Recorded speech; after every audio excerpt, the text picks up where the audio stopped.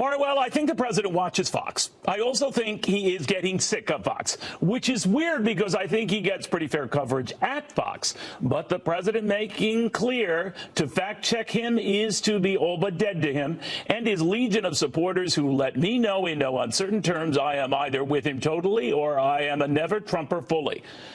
There are no grays, no middle ground. You're either all in or you're just out. Loyal on everything or not to be trusted on anything.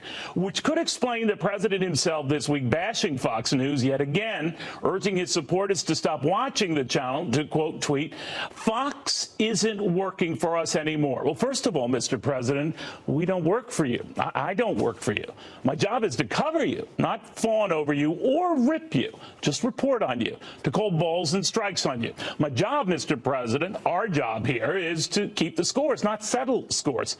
Now, in my case, to report the economic numbers when they're good and when they're bad, when the markets are soaring and when they're tumbling, when trade talks look like they're coming together and when they look like they're falling apart. It is called being fair and balanced, Mr. President, yet it is fair to say you're not a fan when that balance includes stuff you don't like to hear or facts you don't like to have questioned. You're only human. I get that.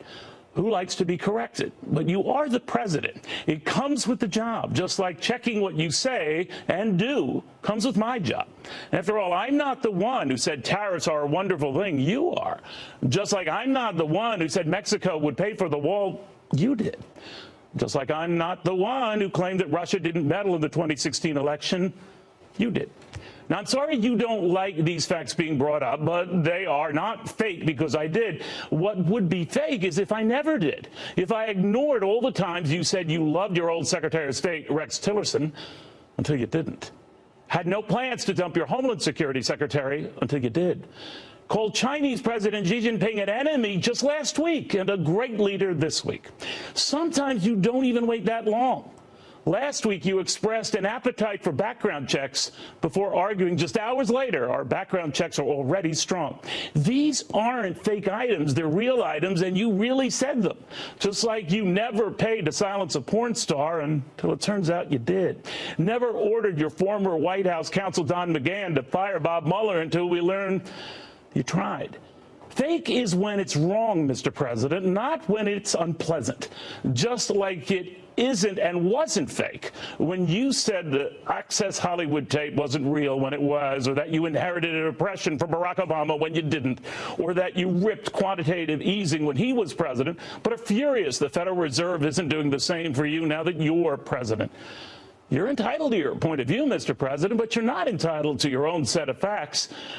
Now, we can argue over whether you ever wanted to buy Greenland or disrupt hurricanes with nuclear weapons, but where seeds are planted, doubts are sown. You're right to say the media isn't fair to you, that they're more inclined to report the bad than anything good about you. So it is no surprise you're frustrated that more aren't in line with you, and that everyone at Fox might not be in lockstep with you. You might even think that those who are work for you. They don't. I don't. Hard as it is to fathom, Mr. President, just because you're the leader of the free world doesn't entitle you to a free pass. Unfortunately, just a free press. Good night.